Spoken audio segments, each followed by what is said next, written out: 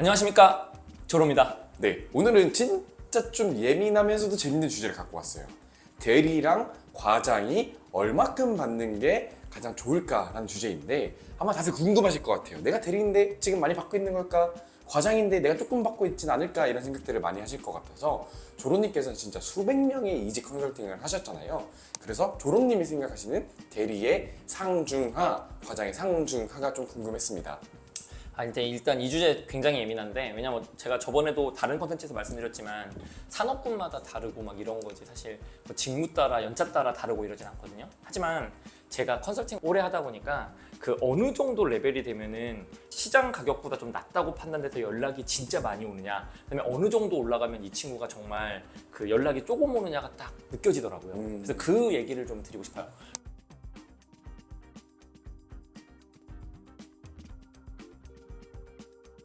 그래서 일단 말씀하신 대로 대리 하면은 우리가 보통 평균 4년 정도 일하는 친구들이 대리가 되죠.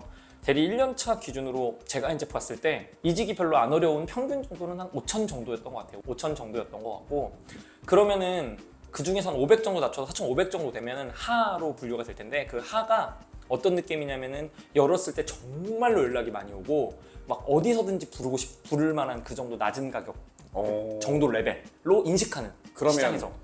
그러면 하인 친구들이 오히려 이직 훨씬 잘 되죠. 쉽죠. 쉽죠. 쉽긴 한데 대신에 이거는 중요한 게 어중이 떠중이도 많이 들어오고, 그 다음에 4,500인 친구들한테 연락하는 회사들의 대부분은 이 친구한테 어차피 엄청나게 많이 업을 해줄 생각이 없는 회사들이 많기 때문에 이 친구가 이직 자체는 잘 되더라도 점프업에 대한 거는 사실은 중이나 상 대비 못할 수는 있어요.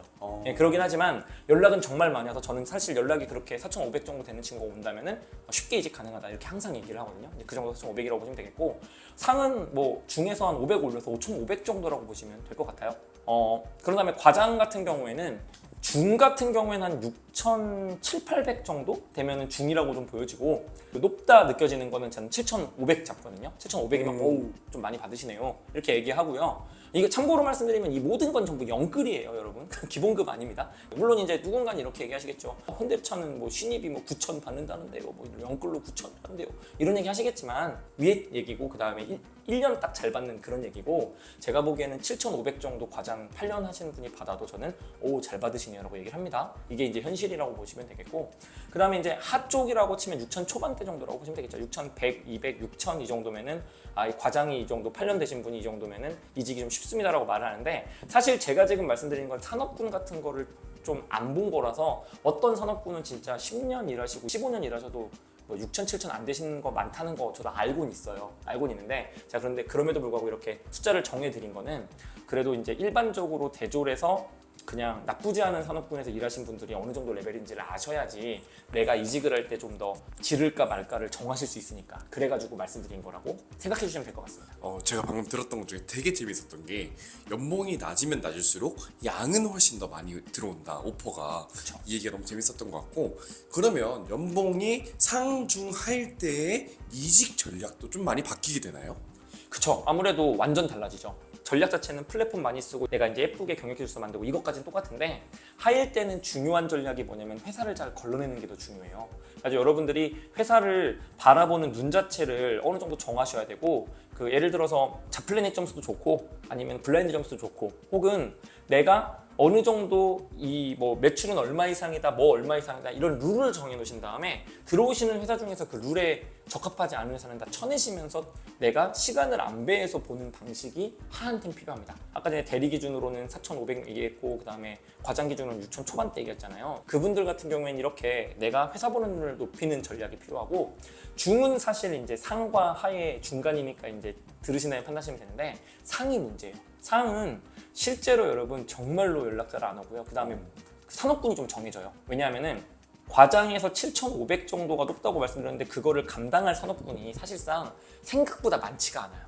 또는 어떤 특정한 산업군에서 넘버 원 정도. 근데 아시다시피 모든 직무들이 그 산업군을 휙휙 넘어가면서 이직하시는 건 아니잖아요. 그러다 보니 나의 직무에 따라서 그 다음에 나의 앞으로의 방향성에 따라서 그 다음에 내가 이제까지 가졌던 경력에 따라서 산업군이 딱딱딱딱 정해진다는 걸 이해하시고 그 산업군에서 연락 오게 되면 그 산업군에 맞춰서 특화해서 공부해가지고 들어가는 방식으로 해서 내 연봉을 점프업할 수 있는 좋은 산업군으로 이직하시는 걸 추천을 드려요. 전략을 좀 바꿔서 그렇게 하시면 됩니다. 그리고 오히려 이제 아까 말씀했던 하는 산업군은 좀 고려 안 하셔도 어느 정도 괜찮습니다. 오히려. 너무 재밌는 얘기를 들었던 것 같아요. 근데 제가 궁금한 거는 이제 하인 친구들은 보통 중이나 상종 상은 바라지도 않을 것 같아요. 내가 중인 친구들까지는 이직을 할 때 한번 점프업을 해서 따라잡고 싶다라는 생각을 하게 될 거고, 상인분들은 여기서 내가 더 받을 수 있어? 이미 더 높은데 여기서 지를 수 있나? 이런 고민들을 하시게 될 것 같아요. 그래서 이 두 가지 케이스는 어떻게 전략을 가져가는 게 좋을까요? 일단 뭐 상인분 중에 내가 많이 받고 있어?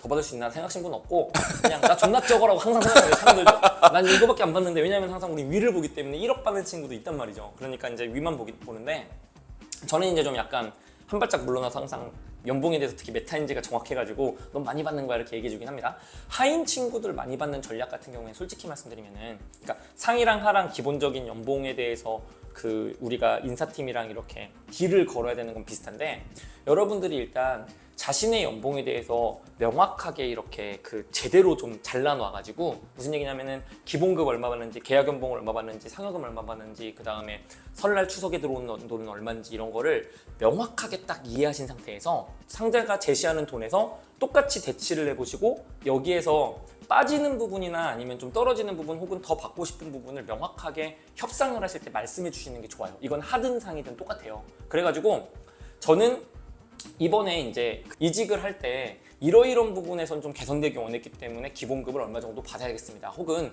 성과급이 올라가는 건 알지만 성과급은 언제 없어질지 모르기 때문에 저는 기본급을 좀 올려야겠습니다. 이런 식으로 뭔가 그 표를 딱 제대로 그린 다음에 협상을 하시는 방법을 하든 상이든 쓰셔야 되고, 그 다음에 이제 구체적으로 말씀드리면은 연봉이 낮을 때는요, 일단 기본적으로 여러분이 제일 많이 목도하기 쉬운 게 성과급 높은 데 갔을 때 기본급은 떨어지거나 아니면 기본급이 똔똔일 때 이거 갖다가 반발하시는 경우가 진짜 많아요. 근데 그렇게 생각하시면 안 되고 총액 기준으로만 바라보시라. 하인 분들은 총액 기준으로 내가 500 올랐는지 1000 올랐는지를 바라봐야지. 이 총액이라는 건 또 이렇게 얘기하실 거예요. 선생님, 성과급 같은 경우에는 떨어질 수도 있잖아요. 맞아요. 그렇지만 떨어질 수도 있지만 더 오를 수도 있어요. 그렇기 때문에 이전까지의 성과급을 정확하게 본 다음에 총액으로 딱 비교해서 500이든 1000이든 본인이 타겟하시는 거 이상 올라갔으면 그냥 가시라, 이렇게 권하는 게 하해고요. 왜냐면요, 하해에서 많이 실패하시는 게 연봉 협상 가다가 욕심 부리다가 많이 날아가요. 이 친구가 너무 낮은데 우리는 충분히 많이 주는데도 이 친구가 성과급 같은 걸 많이 받아보지 못했으니까 막 너무 좋은 것 같아, 기본급 200은 올려야죠, 막 이러다가 날아가거든요. 그래서 이 부분 조심하시면서 하는 하시면 되고, 상은 이런 상황이 좀 적어요. 왜냐면은 이미 7,500이나 대리에서 5,500 이상 받으신 분들은 보통은 성과급이 있는 회사거든요. 맞아요. 그러다 보니까 성과급의 개념 같은 걸 이해하셔서 이건 좀 적은데, 대신에 여기에서 여러분들이 딜을 하실 때는 저는 꼭 추천드리는 게, 그 여러분들의 이제까지 회사에서의 퍼포먼스라든지 내가 예를 들면 S를 많이 받았다, A를 많이 받았다, 아니면은 정말 계속 이제까지 나는 KPI 이상을 달성하였다, 이런 식으로 명확하게 내가 잘했던 거 이런 걸 어필하시거나, 아니면은 내가 그래도 이 회사가 되게 좋은 회사에서 내가 제대로 배워가지고 너희 회사에 해줄 것도 많은데 라든지, 이런 식으로 상대 회사에서 해줄 수 있는 것들, 전파할 수 있는 것들, 내가 잘해왔던 것들을 잘 정리하셔서 그런 걸로 딜을 하시는 방식을 더 추천드려요. 왜냐하면은 연봉이 높은 상태에서 올라가는 거는 그 회사 자체가 우리 회사보다 압도적으로 많이 주는 데가 아닐 때는요, 전부 다 능력이 좀 좋아야지 올려줄 그런 명분이 생기거든요. 그래서 그런 부분을 좀 어필하셔가지고 오히려 하 대비해선 상은 그런 식으로 가시는 게 좋다, 전략적으로. 이렇게 좀 말씀 좀 드리고 싶습니다. 네, 진짜 오늘 연봉에 대해서 그리고 그 협상에 대해서 너무 좋은 꿀팁들을 많이 얻은 것 같습니다. 이 영상 꼭 참고하셔서 성공적인 협상 되시길 바라겠습니다. 감사합니다. 감사합니다.